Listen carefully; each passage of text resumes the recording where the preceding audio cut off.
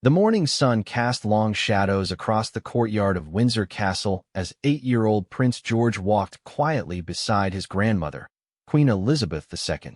It was a crisp autumn day in October 2021, and the palace grounds were unusually peaceful.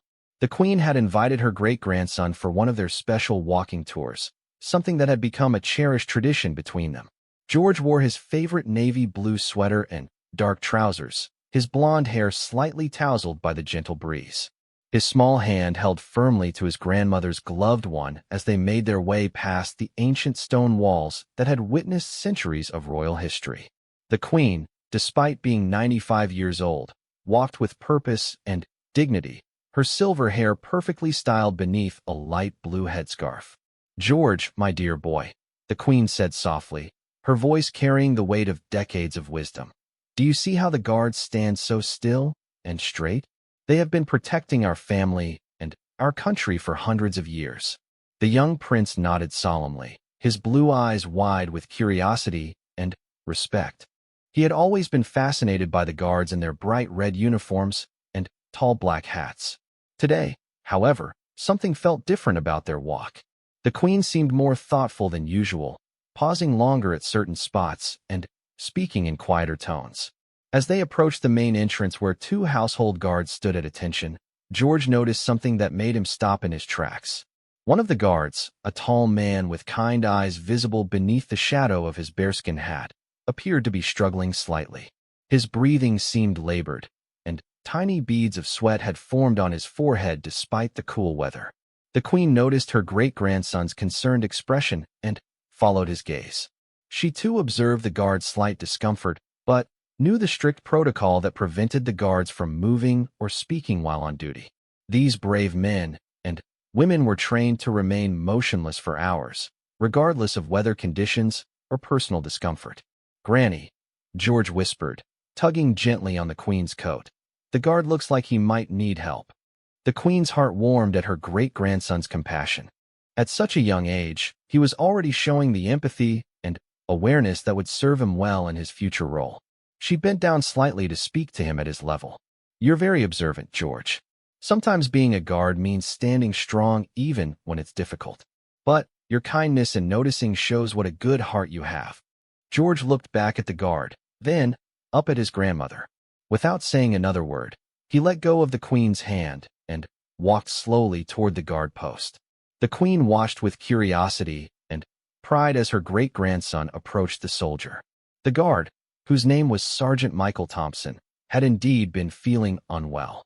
He had been fighting off a mild case of flu for several days, but had refused to call in sick, knowing how important his duty was.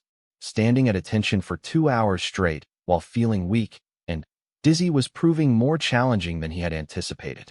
Prince George stopped directly in front of Sergeant Thompson and looked up at him with genuine concern.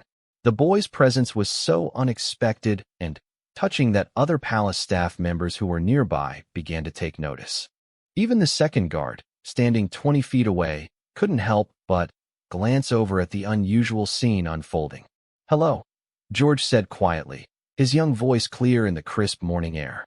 "Are you feeling all right? You look a bit tired." Sergeant Thompson, bound by protocol, could not respond or acknowledge the prince directly while on duty. However, his eyes softened as he looked down at the concerned child before him. The guard had 2 young children of his own at home, and George's innocent worry reminded him of his own son's caring nature. The Queen approached slowly, giving her great-grandson space to act on his instincts while remaining close enough to guide him if needed. She had learned over her many decades of service that sometimes the most powerful moments came from spontaneous acts of human connection rather than formal ceremonies or planned events.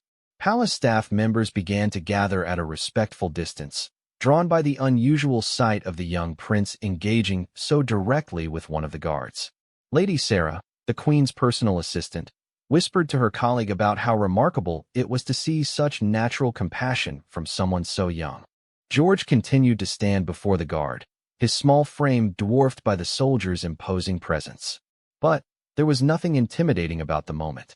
Instead, it felt like a bridge forming between two worlds, the formal, rigid world of royal protocol and the simple, human world of one person caring for another. "I can wait here with you if you'd like," George said softly. "Sometimes when I don't feel well, it helps to know someone is nearby." The words hung in the air like a gentle blessing. Even though Sergeant Thompson could not respond, his entire posture seemed to relax slightly. The other palace staff members felt a collective sense of witnessing something special, a moment that captured the very essence of what service and compassion truly meant. The queen approached her great-grandson and placed her hand gently on his shoulder. "That's very thoughtful of you, George," she said, her voice filled with genuine pride. "Sometimes the kindest thing we can do is simply be present with others." What happened next would become one of those stories that palace staff would tell for years to come. Prince George, without any prompting from adults or concern for protocol, made a decision that surprised everyone present. The young prince walked to a nearby stone bench that offered a clear view of both guard posts. Instead of continuing their planned tour of the castle grounds, George sat down quietly and folded his hands in his lap. His intention was clear without any words being spoken. He had decided to keep the struggling guard company during his duty shift. The queen, understanding immediately what her great-grandson was doing, joined him on the bench. She too settled into a comfortable position, her presence lending dignity and weight to George's spontaneous act of solidarity. Word of what was happening began to spread quietly through the palace corridors. Staff members found reasons to pass by the courtyard, curious to witness the unusual scene. Some paused their morning duties entirely, drawn by the simple power of a child's empathy in action. Sergeant Thompson, still maintaining his rigid posture but no longer feeling quite so alone in his discomfort, found strength in the unexpected companionship. The presence of the young prince and the queen transformed his challenging duty shift into something meaningful beyond mere obligation. As minutes passed in comfortable silence, other members of the royal household began to appear. Prince William arrived, having heard from staff about his son's remarkable gesture. Instead of interrupting or calling George away, he too found a place to sit quietly, understanding instinctively that this was a moment to be honored rather than hurried. The morning sun climbed higher in the sky, warming the stone courtyard and creating a peaceful atmosphere that seemed to embrace everyone present. Birds sang in the nearby trees, and the usual sounds of palace life continued around them. But the area near the guard post had become a sanctuary of quiet solidarity. Catherine, the Princess of Wales, arrived shortly after her husband, carrying a thermos of warm tea and some biscuits. She had learned about the situation from their staff and had immediately understood the significance of what was unfolding. Like the others, she settled into the growing circle of support that had formed around the guard post. The sight was extraordinary. Members of the royal family sitting quietly in support of a single guard who was struggling through a difficult moment. There were no cameras, no formal announcements, no publicity. It was simply a family demonstrating the values of service and compassion that they hoped to instill in the next generation. George remained focused on his self-appointed task of keeping the guard company. He didn't fidget or complain about the lack of activity. Instead, he seemed to understand instinctively that sometimes the most important thing one can do is simply show up and stay present for another person. Palace staff members who witnessed the scene later described feeling deeply moved by the natural way the royal family had rallied around both the guard and George's initiative. It was a reminder that behind all the formality and protocol, these were people who genuinely cared about those who served them. As the morning progressed, the quiet vigil continued. The queen occasionally pointed out different architectural features of the castle to George, speaking in hushed tones that wouldn't disturb the solemn atmosphere they had created. The prince listened attentively, but never lost sight of his primary purpose, being there for someone who needed support. The changing of the guard was still hours away, and it became clear that the royal family was prepared to wait for as long as necessary. Their commitment to this simple act of human decency had transformed an ordinary Tuesday morning into something that would be remembered and cherished by everyone present. The story of Prince George's quiet act was just beginning, but already it had touched the hearts of everyone who witnessed it, setting the stage for even more remarkable developments that no one could have anticipated. As the morning stretched into midday, something remarkable began to happen throughout Windsor Castle. Word of Prince George's quiet vigil with the struggling guard had spread through the palace corridors like ripples in a pond. Staff members from different departments found themselves drawn to the courtyard, not as spectators, but as participants in something that felt much larger than any single moment. The head butler, James Morrison, was the first to make a subtle but significant gesture. He appeared with a small table and placed it discreetly near the bench where the royal family sat. Without fanfare, he arranged a simple tea service, complete with warm scones and jam. His message was clear: if the family was committed to staying, they should be comfortable. Cook Margaret Williams followed shortly after with a thermal carafe of hot soup. Knowing that the guard who was still standing at his post might benefit from the aroma of something nourishing nearby, even if he couldn't partake while on duty, she whispered to her assistant that in 30 years of palace service, she had never seen anything quite like this spontaneous display of solidarity. George noticed each new arrival and understood somehow that his simple decision to keep the guard company was inspiring others to show their care too. The 8-year-old prince didn't seem overwhelmed by the attention his actions had generated. Instead, he appeared thoughtful and determined, as if he had found his purpose for the day. "Granny," he whispered to the queen, "look how many people want to help too." The queen squeezed her great-grandson's hand gently. "Yes, my dear. Sometimes one person's kindness creates a wave that touches many hearts. You've reminded all of us what truly matters." Sergeant Thompson, meanwhile, continued to stand at attention, but the atmosphere around him had transformed completely. What had begun as a difficult duty shift marked by physical discomfort had evolved into something that filled him with unexpected strength and emotion. The weight of so many people caring about his well-being was both humbling and energizing. Dr. Patricia Henley, the palace physician, arrived quietly and positioned herself where she could observe the guard without drawing attention to her presence. She had been alerted by concerned staff members and wanted to be available if medical assistance became necessary. However, she noticed with professional interest that Sergeant Thompson appeared to be drawing strength from the supportive atmosphere that had developed around him. Prince Louis and Princess Charlotte arrived with their nanny, having heard from their parents about their brother's remarkable gesture. 7-year-old Charlotte immediately grasped the significance of what was happening and settled beside George without question. 4-year-old Louis, though not entirely understanding the situation, sensed the solemnity of the moment and remained unusually quiet and still. The sight of all 3 Cambridge children sitting in support of a palace guard created a scene that would live in the memory of everyone present. Here were the future monarchs of Britain learning through direct experience what it meant to serve others and stand with those who protected them. King Charles, who had been in meetings all morning, arrived in the courtyard just after noon. He had been briefed by his staff about the extraordinary situation that had developed and felt compelled to see it for himself. What he found exceeded his expectations and filled him with immense pride in his grandson's natural instincts for leadership and compassion. The king approached the gathered group quietly and took a seat on another bench that staff had provided. His presence added even more gravity to the moment, but he was careful not to disrupt the organic nature of what had evolved. Like the others, he seemed to understand that this was George's initiative, and the most respectful thing he could do was follow the young prince's lead. Camilla, the queen consort, arrived with her lady-in-waiting shortly afterward. She carried a blanket, having realized that the autumn air was becoming cooler and wanting to ensure the children remained comfortable during their vigil. Her practical gesture was appreciated by all and demonstrated how every member of the extended royal family was finding ways to contribute to this unprecedented show of support. By early afternoon, what had begun as a simple walk between a great-grandmother and her great-grandson had evolved into a remarkable gathering that included nearly 30 members of the palace community. Gardeners, security personnel, housekeepers, private secretaries, and kitchen staff had all found reasons to be present in the courtyard. The amazing thing was how naturally it all felt. There was no formal organization, no assigned roles, no protocol to follow.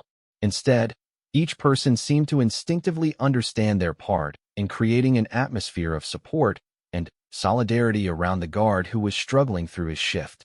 George remained the steady center of it all, his young face serious but not sad. determined, but not grim.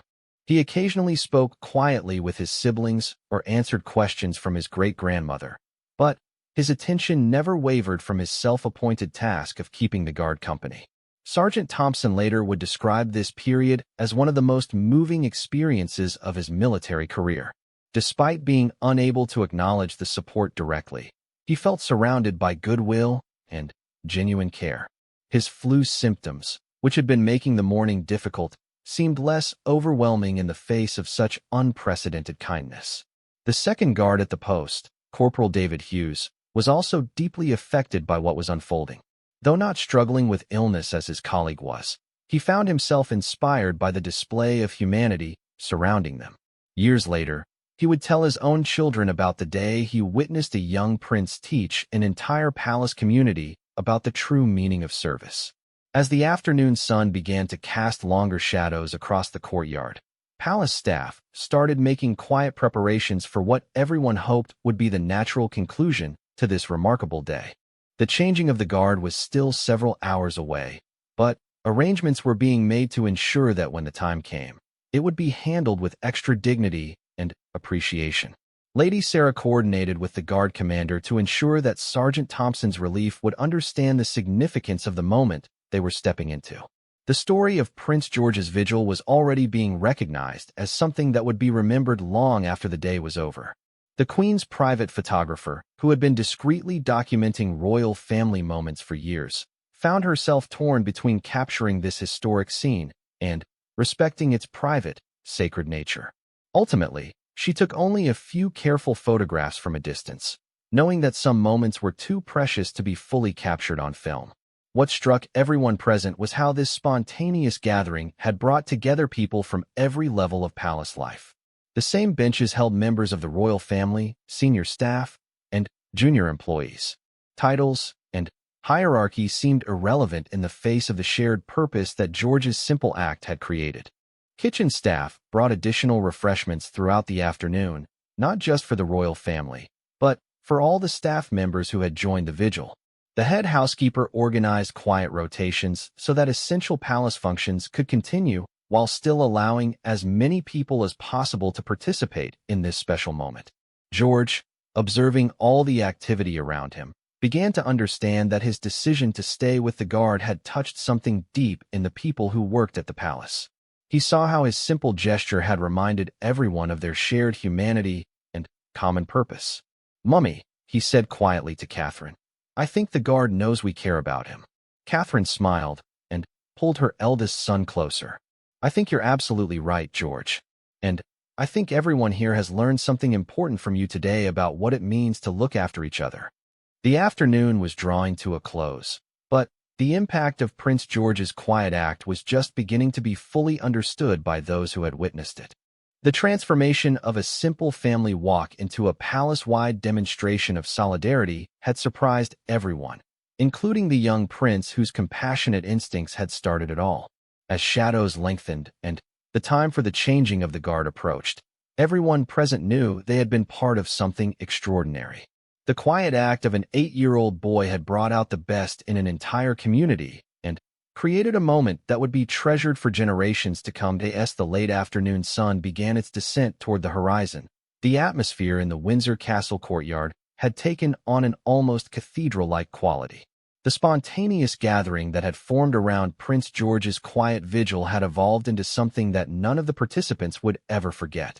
What had begun as a simple act of childhood compassion had grown into a profound demonstration of human connection that transcended all barriers of rank and protocol. The time for the changing of the guard was approaching, and everyone present understood that this remarkable day was nearing its natural conclusion. However, none of those who had joined George in his vigil seemed eager to leave. The young prince had created something beautiful, and there was a collective desire to honor it properly through to its end. Colonel James Richardson, the commanding officer of the household guard, had been briefed throughout the day about the extraordinary situation developing in the courtyard. As a military man with 30 years of service, he had never encountered anything quite like it. The idea that a member of the royal family had spent an entire day keeping vigil with one of his soldiers filled him with both pride and deep emotion. At 4 o'clock, Colonel Richardson made his way to the courtyard, not in his typical brisk military manner, but walking slowly and thoughtfully. He carried with him the weight of understanding just how significant this moment had become, not just for Sergeant Thompson, but for everyone who had witnessed Prince George's remarkable display of empathy and leadership. George noticed the colonel's approach and seemed to sense that something important was about to happen. The 8-year-old prince had maintained his quiet vigil for nearly 6 hours, leaving his post only briefly when absolutely necessary. His dedication to keeping the guard company had been unwavering and had inspired dozens of others to join him in this unprecedented show of solidarity. The Queen, who had observed her great-grandson throughout the long day, felt a deep sense of pride and recognition. Here was a child who, without any formal training in leadership or protocol, had instinctively understood something fundamental about service and compassion. His actions had revealed character traits that promised well for his future role. Colonel Richardson approached Prince George directly and, in a gesture that surprised many of those present, removed his military cap and spoke to the young prince as one person of honor addressing another. "Your Royal Highness," the colonel said, his voice carrying both military precision and genuine warmth. "What you have done today has touched the heart of every soldier in my command. Sergeant Thompson has served his country with dedication for 15 years, but never has he felt more supported or honored than he has today." George looked up at the imposing military officer and responded with the simple honesty that had characterized his entire day. "He looked like he needed a friend, so I wanted to stay with him. My granny always says we should take care of people who take care of us." The colonel's eyes moistened slightly at the prince's innocent but profound explanation. Around the courtyard, staff members who had witnessed the entire day found themselves equally moved by the child's straightforward wisdom. "Indeed, Your Highness," Colonel Richardson replied. "And today you have shown all of us what true leadership looks like." As the moment for the changing of the guard arrived, Colonel Richardson made a decision that would become part of palace lore for generations to come. Instead of conducting the ceremony in its traditional manner, he had arranged for something special to honor both Sergeant Thompson's dedication and Prince George's extraordinary compassion. The relief guard, Sergeant William Foster, marched into position with unprecedented precision and dignity. But instead of the usual quick exchange, he stopped before taking his position and rendered a special salute, not just to his fellow guard, but to Prince George and all those who had maintained the vigil throughout the day. Sergeant Thompson, finally, able to step down from his post, moved with careful military bearing despite his fatigue. But, as he turned to leave his position, something unprecedented happened. Without any prompting or instruction, every single person in the courtyard rose to their feet in a spontaneous gesture of respect and appreciation. The sight was extraordinary. Members of the royal family, palace staff from every department, and military personnel all stood together in silent acknowledgement of a job well done and a day that had brought out the best in everyone present. It was a moment of pure human connection that transcended all formal barriers. Sergeant Thompson, overcome by the unexpected honor, stood for a moment taking in the scene before him. In 15 years of military service, he had never experienced anything like this recognition. His eyes found Prince George among the crowd of standing figures, and the young prince gave him a small wave and a warm smile. The guard then did something that would be talked about for years to come. He approached Prince George directly and, with Colonel Richardson's nodding approval, spoke to the young prince who had transformed his difficult day into something beautiful. "Your Royal Highness," Sergeant Thompson said, his voice steady despite his emotion. "Thank you for reminding me why I am proud to serve. Your kindness today has meant more to me than you can possibly understand." George responded with the same genuine simplicity that had characterized his entire day. "I hope you feel better soon. Maybe we can walk together again sometime when you're not working." The innocence and warmth of the child's response brought tears to the eyes of many who witnessed it. Here was a future king who already understood that true nobility came not from titles or ceremonies, but from genuine care for others. Queen Elizabeth, who had remained quietly supportive throughout the entire day, finally spoke to address everyone who had gathered. Her words would be remembered and quoted by palace staff for years to come. "Today," the queen said, her voice carrying clearly across the courtyard, "my great-grandson has taught us all something precious about what it means to serve others. He has shown us that sometimes the most important thing we can do is simply be present with those who need our support. This is a lesson I hope we will all remember." The Queen's words seemed to capture perfectly what everyone had experienced. Prince George's quiet act had indeed taught them all something fundamental about human kindness and the true meaning of service. As the formal changing of the guard concluded, people began to disperse slowly, reluctant to end what had become a sacred experience. Palace staff returned to their duties with hearts full of inspiration and stories they would treasure forever. The royal family members made their way back to their various responsibilities, but each carried with them the memory of a day that had reminded them why their service mattered. Prince George walked hand in hand with his great-grandmother back toward the castle, his day-long vigil finally complete. The 8-year-old prince had no way of knowing that his simple act of compassion had created ripples that would extend far beyond the palace walls. In the days that followed, word of Prince George's remarkable gesture spread throughout the royal household and beyond. Palace staff shared the story with their families, who shared it with their friends and neighbors. The tale of a young prince who spent an entire day keeping a struggling guard company became a source of inspiration for countless people. Sergeant Thompson, fully recovered from his illness, returned to his duties with renewed energy and purpose. He would often glance toward the spot where Prince George had maintained his vigil and feel again the warmth and support that had sustained him through that difficult day. The experience had changed him, deepening his understanding of why his service mattered and how connected he was to the people he protected. The other guards who served at Windsor Castle began to share their own stories of small kindnesses they had witnessed from the royal family over the years. Prince George's public demonstration of care had reminded them all of the many private moments of consideration and respect they had experienced but perhaps had taken for granted. For Prince George himself, the day had been simply about doing what felt right. He had seen someone who needed support and had provided it in the most natural way possible. The fact that his actions had inspired so many others was something he was only beginning to understand. Years later, when Prince George had grown into his role as a future king, he would often reflect on that autumn day at Windsor Castle. The experience had taught him that true leadership often came not from grand gestures or formal ceremonies, but from quiet acts of human connection and genuine care for others. The story of Prince George's quiet act became part of palace tradition, shared with new staff members as an example of the values that the royal family hoped to embody. It served as a reminder that service to others was not just a duty to be performed, but a privilege to be embraced with genuine warmth and compassion. The day that began with a simple walk between a great-grandmother and her great-grandson had ended with the entire community united in recognition of what it truly meant to serve and support one another. Prince George's quiet act had left the palace still with reverence and had earned the profound respect of every guard who would serve there for generations to come. In the end, the 8-year-old prince had achieved something remarkable without ever trying to achieve anything at all.